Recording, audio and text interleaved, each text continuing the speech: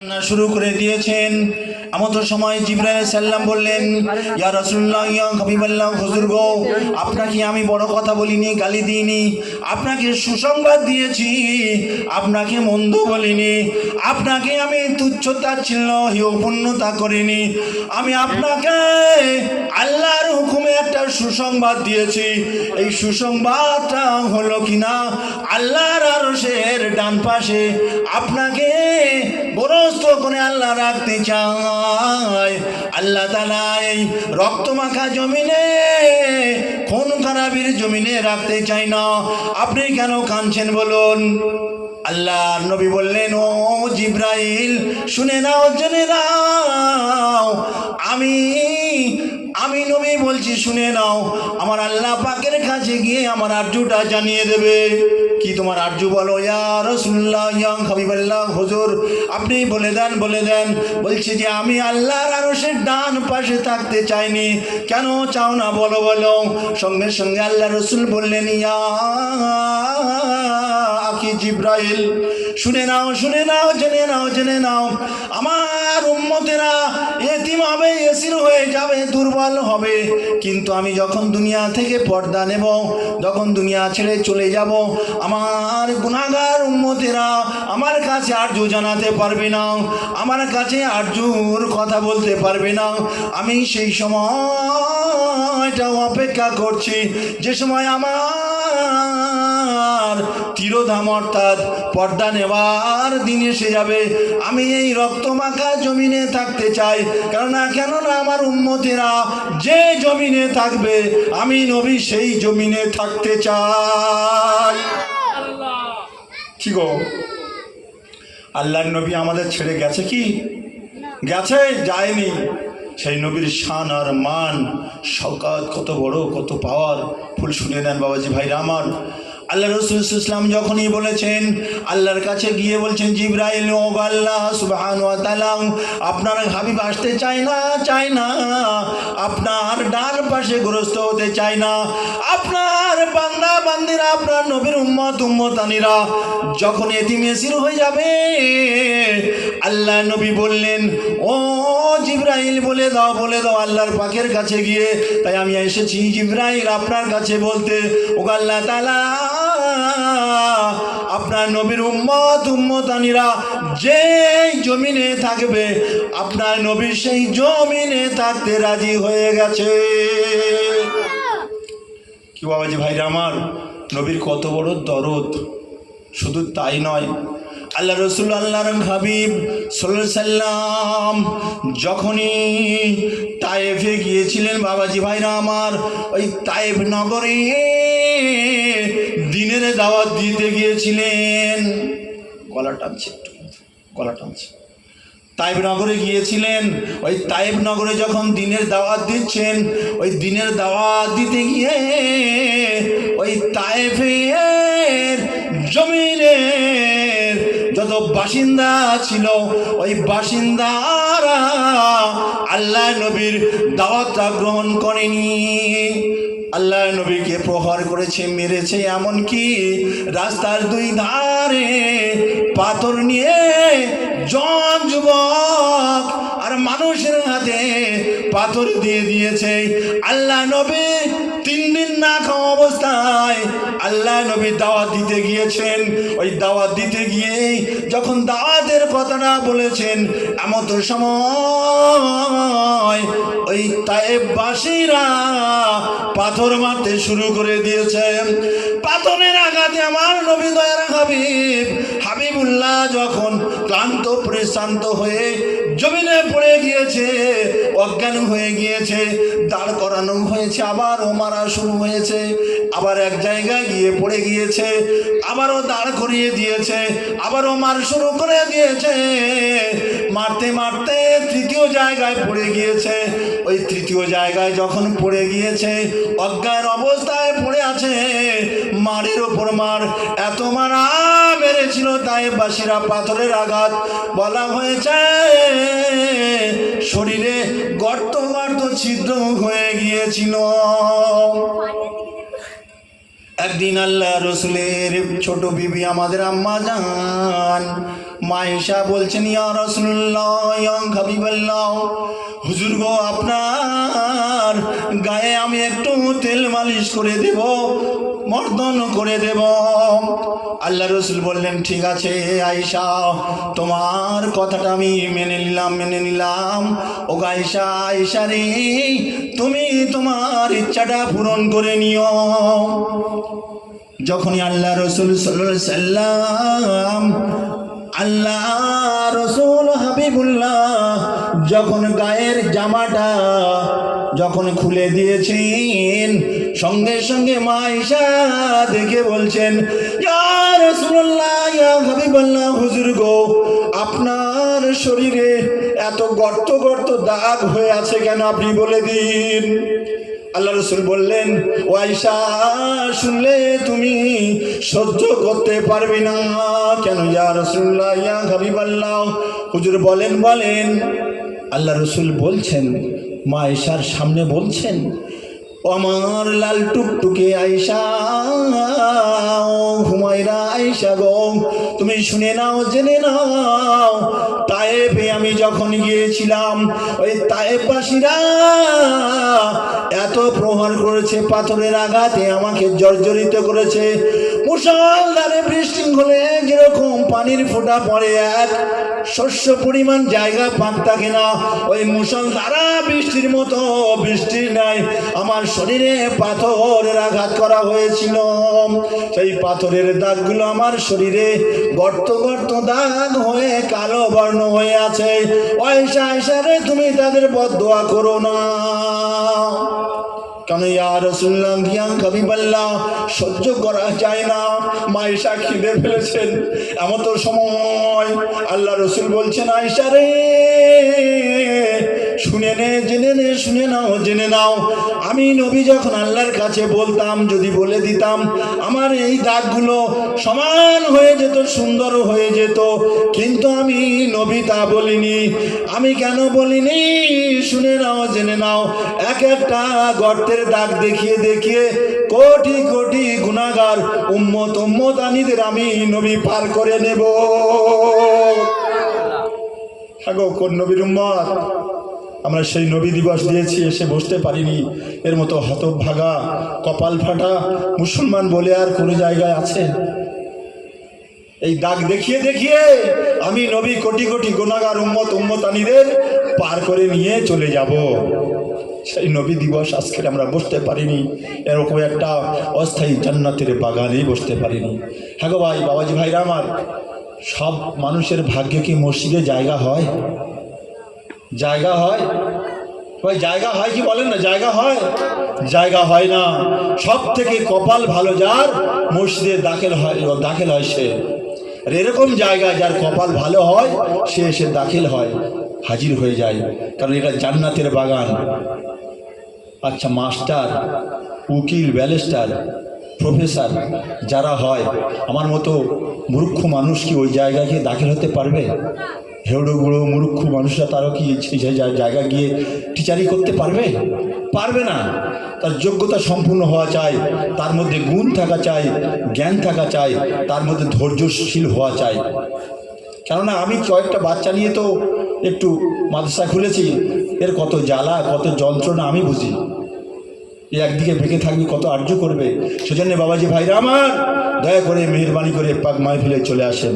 বাবাজি ভাইরা আমার, যে কথা বলছিলাম, আল্লাহ রসুল সাল্লাল্লাহু আলাইহি সাল্লামের আরেকটু আগিয়ে যায়। আল্লাহ রসুল সাল্লাম যখনই 3 জায়গায় পড়ে গিয়েছেন, জ্ঞান ফিরে বসেছেন, 3 দিন না খাওয়া, আল্লাহ রসুলের কাছে এসে ওই জমিনের ফারিস্তা এসে হাজির। তায়েফের ওই জায়গাটা হলো মা হালিমার বাড়ি, যেখানে আল্লাহ রসুল সাল্লাল্লাহু আলাইহি সাল্লাম গিয়েছিলেন মা হালিমার বাড়িতে। ওই মা হালিমার বাড়িটা হলো তায়েফ নগরে। ওই তায়েফ নগরটা হলো অনুর্বর জায়গা, যার কোনো শস্য ফসলাদি হয় না। আল্লাহ সুবহানাহু ওয়া তাআলা বললেন, ও জিবরাইল, 600 ডানা আমার নবীর 12 দিন বাকি আছে, তায়েব নগরে গিয়ে পৌঁছাবে, হালিমার বাড়িতে যাবে। ওই হালিমার বাড়িতে যাওয়ার আগে ভাগে ওই তায়েব নগরের 70 ফুট মাটির নিচে যত মাটি উপর পর্যন্ত আছে 600 ডানা তুমি ওর মধ্যে ঢুকিয়ে দিয়ে ওই মাটিটা তুলে নিয়ে বাহারে মাইয়াতে ফেলে দাও, নীল নদে ফেলে দাও। আর নীল নদের উর্বর শক্তি মাটিটা নিয়ে ওই জায়গাটা পূরণ করে দিয়ে ওই জায়গাটা উর্বর শক্তি করেই নাও। আল্লাহর হুকুমে, আল্লাহ রসুলের রসিলায়, আল্লাহ রসুলের মহাব্বতে আল্লাহ তাআলা ওই জায়গাটা মাটি তুলে অন্য জায়গায় ফেলে দিয়ে ওই জায়গাটা উর্বর শক্তি মাটি দিয়ে তায়েব নগরটা উর্বর করে দিয়েছিলেন। বাবাজি ভাইরা আমার, সেজন্যে কত বড় ভাগ্যশীল আমরা, সেটা আমাদের এখনো দিমাগে আসেনি। বাবাজি ভাইরা আমার, আরেকটু এগিয়ে যায়। আল্লাহ রসুল সাল্লাল্লাহু আলাইহি ওয়াসাল্লাম ক্লান্ত পরিশ্রান্ত, কষ্টের পর কষ্ট, যাতনা বেদনা শরীরকে নিয়ে জ্ঞান ফিরে বসছেন। ওই জায়গায় একটা আঙ্গুর বাগান ছিল। ওই আঙ্গুর বাগানের যিনি মালিক, তার নবী হলো ইউনূস আলাইহিস সালামের কওমের মানুষ। ওই কওমের মানুষটা সঙ্গে সঙ্গে আল্লাহ রসুলের কাছে এসে হাজির। উনি দেখছেন কিনা খুব শ্রদ্ধে একটা মানুষ, জীবনে কোনোদিন দেখি নাই, জীবনে কোনোদিন আমি দর্শন করি নাই। বাবাজি ভাইরা আমার, উনি দেখে আশ্চর্যবৃন্দ হয়ে সঙ্গে সঙ্গে আল্লাহ নবীর মহব্বতে পড়ে, তখনও তিনি নবীর পরিচয় পায়নি, সঙ্গে সঙ্গে সালাম করে আর হাতে হাতে মুসাফা করে আঙ্গুর ফল নিয়ে কিছু রস নিগড়ে এক গ্লাস আল্লাহ নবীকে দিলেন। আল্লাহ নবী সাল্লাল্লাহু আলাইহি ওয়াসাল্লাম পান করে নিয়ে সুস্থি বোধ করে আল্লাহর শুকরিয়া জ্ঞাপন করলেন, আলহামদুলিল্লাহ। আমরা পানি পান করি আলহামদুলিল্লাহ বলি না, বরঞ্চ দাঁড়িয়ে খাই। এই যে গ্লাসে না খেয়ে আমরা বোতলে পান করি, এই বোতলে খাবারটা কে শিখিয়েছে বলতে পারবেন? বোতলের পানিটা কে খাওয়া শিখিয়েছে? ইংরেজ বেটা সাদা মাদরের জাতেরা শিখিয়েছে। এ পানি দাঁড়িয়ে পান করা যাবে না, বোতলে পান করবেন না, বসে পান করবেন। বিসমিল্লাহির রহমানির রহিম, তারপরে খাওয়ার শেষে আলহামদুলিল্লাহ। দোয়াটা কি তোমরা বলো? এই দোয়াটা বলো। হ্যাঁ, কি বলে শুনতে পেয়েছো তো বাচ্চারা? আমরা তাও এখনো পান করি, বলি না। ওজি ভাইরা আমার, আল্লাহ রসুল সাল্লাল্লাহু আলাইহি সাল্লাম পান করার পরে আলহামদুলিল্লাহ বললেন।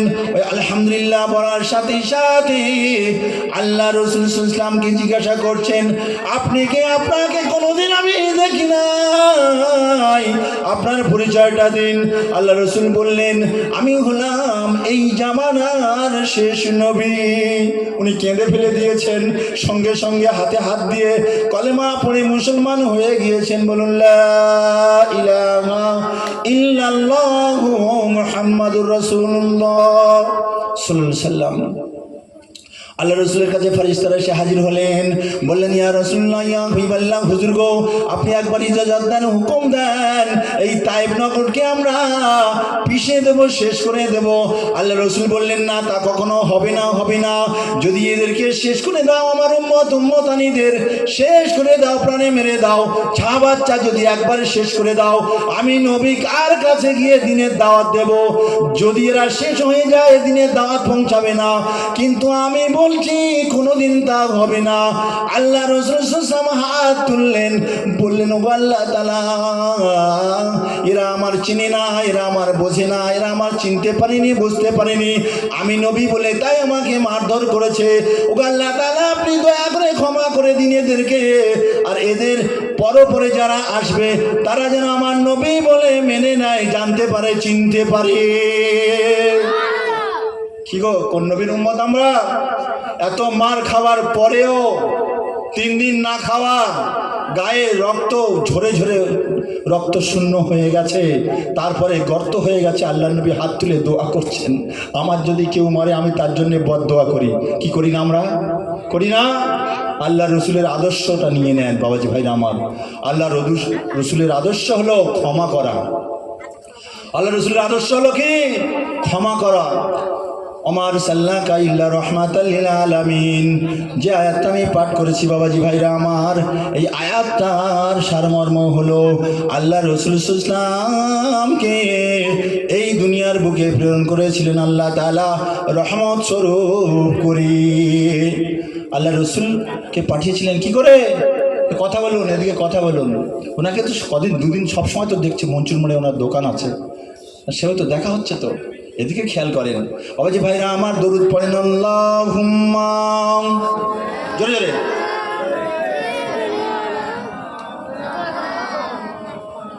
ওয়ালা আলি সাইয়্যিদিনা শাফিয়ানা মাওলানা মুহাম্মদ। ও গো মা আমিনা, তোমার কি যে সাধনা, তোমার কোলে দোলে রহমতের লিখা জানা। সুবহানাল্লাহ বলবেন না? নারে তাকবীর। ও গো মা আমিনা, তোমার কি যে সাধনা, তোমার কোলে দোলে রহমতের লিখা জানা। ওই যে ভাইরা আমার, সময় মনে হয় শেষ হয়ে গেছে সম্ভবত, আর 1 মিনিট বাকি আছে। ওই যে ভাইরা আমার, যে কথা বলছিলাম, আল্লাহ রসুল এই দুনিয়ায় এসেছিলেন রহমত স্বরূপ। আল্লাহ রহমত করে পাঠিয়েছেন, রহমত স্বরূপ করে পাঠিয়েছেন।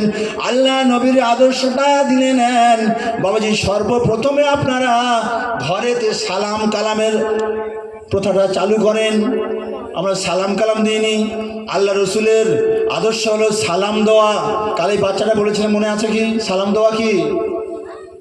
আপনারা বলেন, বাচ্চারা বলবেন, আপনারা বলেন সালাম দেওয়া কি? কাল শুনেছেন। সালাম দেওয়া কি? মনে নেই? সুন্নাত। আর জবাব দেওয়া কি? ওয়াজিব। ওদের দেখে আমাদের কি কান কাটা যায়নি? কি কান কাটা যায়নি?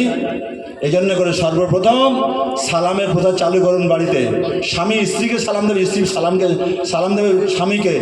যদি কোনো স্ত্রী স্বামীকে সালাম দেয়, সেই ঘরে একটা জান্নাতের বাগান তৈরি হয়। সুবহানাল্লাহ। এত আসতে কেন? আর সালাম কালাম করলে রহমত বলা হয়েছে, আসসালামু আলাইকুম ওয়া রাহমাতুল্লাহ, আল্লাহ তোমার উপর রহমত বর্ষণ করুক। বললো ওয়ালাইকুম আসসালাম, তোমার উপর রহমত বর্ষণ করুক। কেন আমরা এটা আদান প্রদান করবো না? ওই যে ভাইরা আমার, তাহলে আমার গায়ের কম ভাইয়ারা তারা দেখালে নমস্কার করে, ওদের আদর্শটা। আর আমাদের আদর্শ হলো না, তারা আদর্শবান, আর আমরা আদর্শবান হতে পারলাম না।